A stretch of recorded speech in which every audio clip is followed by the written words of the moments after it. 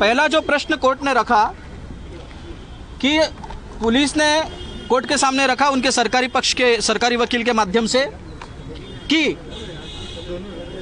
ये जो FIR register की है अक्षय शिंदे के खिलाफ अभी 307 की मरे हुए आदमी के खिलाफ, तो उसके पिताजी की जो कंप्लेंट थी उसकी एफआईआर क्यों नहीं की पुलिस के खिलाफ? ये पहला सवाल कोर्ट ने उठाया। कोर्ट ने यह भी रखा है कि पूरे डॉक्यूमेंट जो पुलिस ने कोर्ट के सामने रखे, पॉइंट ब्लैंक फायर किया है ऐसा पुलिस ने बोला है। कोर्ट ने अपीयर किया है कि पॉइंट ब्लैंक फायर अक्षय के खिलाफ हुआ है। दूसरी जो चीज है, ये जो घटना घटी उसके पहले अक्षय शिंदे के माता पिता ने जेल में जाकर के उससे मुलाकात की। यह मुलाकात के दौरान उसने कैंटीन के लिए उनको जो चाहिए, कैंटीन जो जेल में होता है उसके लिए मनी ऑर्डर की, उसने 400-500 रुपए की डिमांड की। दूसरी चीज उसने कहा कि हमें मेरी चार्जशीट लगी, मुझे बेल कब होगी। तो इससे यह प्रतीत होता है कि अक्षय शिंदे बेल के ऊपर आने के लिए उत्सुक था, वो न्याय की प्रतीक्षा में था। दूसरी चीज जो है वो कैंटीन मांग रहा है, इसका मतलब वो जेल में रहने की मानसिकता से था। तो पुलिस का जो कहना है कि अक्षय शिंदे ने पुलिस से बचने के लिए फायरिंग किया, तो ये प्राथमिक दृष्टया उसके अक्षय शिंदे के माता पिता के कहने से ये प्रतीत होता है कि ये गलत बात है, पुलिस की स्टोरी झूठी है। दूसरा जो है, कोर्ट ने यह निष्कर्ष निकाला है पूरे डॉक्यूमेंट देखने के बाद, अक्षय शिंदे को पॉइंट ब्लैंक फायर्स हुआ है क्या, ये अपीयर दिखा रहा है, इसके ऊपर डाउट कोर्ट ने रेज किया है। कोर्ट ने कहा है अक्षय शिंदे को पिकअप करने के बाद से हॉस्पिटल तक लेने तक उसका टोटल जितने भी सीसीटीवी कैमरास है सारे के सारे प्रिजर्व करने को कहा है। दूसरी जो है, पोस्टमार्टम रिपोर्ट और हैंड वॉश जो डिसीज्ड के उसने किए नहीं होंगे तो उनके हैंड वॉश जो है, फॉरेंसिक का जो काम है वो भी कहना है। कोर्ट ने स्वाति भिंगारदिवे जो फॉरेंसिक एक्सपर्ट है फिंगरप्रिंट की, उनके फिंगरप्रिंट एक्सपर्ट के प्रोसीजर के ऊपर भी कुछ सवाल खड़े किए हैं।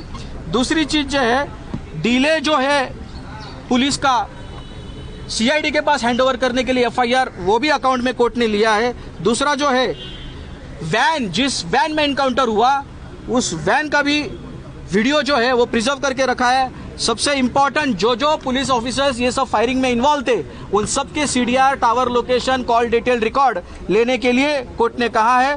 दूसरा, इनकी एफआईआर क्यों नहीं ली डिसीज्ड की, उसके पिता ने जब एफआईआर रजिस्टर करने के लिए मांग की तो वो क्यों नहीं ली, उसके सवाल में 3 तारीख को जवाब गवर्नमेंट पेश करने वाली है। मेरा यह कहना है, न्याय के सामने हर एक नागरिक अगर समान है भारतीय संविधान का अनुच्छेद 14 के तहत, तो अगर जो मृत अक्षय शिंदे है उसकी अगर एफआईआर, उसके खिलाफ अगर एफआईआर ली जाती है तो उसके पिता की एफआईआर उन पुलिस ऑफिसर्स के खिलाफ क्यों नहीं ली गई, क्यों उसकी जांच नहीं हो रही है, उन्होंने उसके लिए एक्सीडेंटल डेथ रिपोर्ट क्यों किया है। एफआईआर कोर्ट एक्सपेक्ट कर रहा है और सरकार ने बोला है उसके बारे में हम हमारे अधिकारियों से पूछ करके हम कोर्ट में 3 तारीख को जवाब देंगे। पोस्टर का भी जिक्र किया आपने कोर्ट में, फडणवीस को ग्लोरीफाई किया जा रहा है एनकाउंटर को लेके, आपने कहा था। सीखिए, ये नेचुरल बात है। प्राथमिक दृष्टया यही दिख रहा है कि इस मैटर को पॉलिटिसाइज किया जा रहा है, पॉलिटिकल गेन को सामने रखते हुए अक्षय शिंदे को एलिमिनेट किया है, ऐसा दिख रहा है। और इसके लिए बहुत से कारण हैं।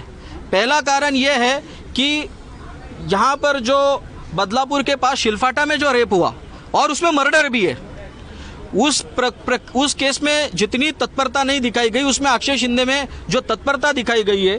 दूसरी चीज, 4 पुलिस वाले एक वैन में बैठे हैं तो वो कॉक करता है, फायरिंग भी करता है, पुलिस के पैर को गोली लगती है, इसके डायरेक्टली वाइटल पार्ट हेड को इंजरी होती है। तो एक तो अक्षय शिंदे आर्म्स वापरने का उसको अच्छा तजुर्बा होना चाहिए, ऐसा निष्कर्ष कोर्ट ने निकाला है। कोर्ट ने मांग भी की है कि weather he was very specific for handling the weapon, तो वो भी चीज कोर्ट ने मांगी है। दूसरी चीज जो है, ये गवर्नमेंट ने इलेक्शन को सामने रखते हुए अक्षय को एलिमिनेट किया है, ऐसा मेरा स्पष्ट मत इसलिए है क्योंकि बीजेपी के ही और रूलिंग पार्टी के ही सारे लोग इसका महिमा मंडन कर रहे हैं और पुलिस की कार्रवाई को इंडोर्स कर रहे हैं कि सब सही हो रहा है। तो अगर ऐसा होने लगा, एक मैं ऑफिसर हूँ कोर्ट का, और एक कानून का खुद को सिपाही, संविधान का सिपाही मानता हूं, तो हमारे राज्य को ये शोभा नहीं देता है। यहाँ पर कानून का राज होना चाहिए, लेकिन यहाँ पर इस तरह से महिमा मंडन करके पुलिस का राज स्थापन करने की जो कोशिश की जा रही है, ये टोटली गलत है। पुलिस के इस एक्शन को कोई भी इंडोर्स करेगा और बहुत अच्छा बदला लिया गया है।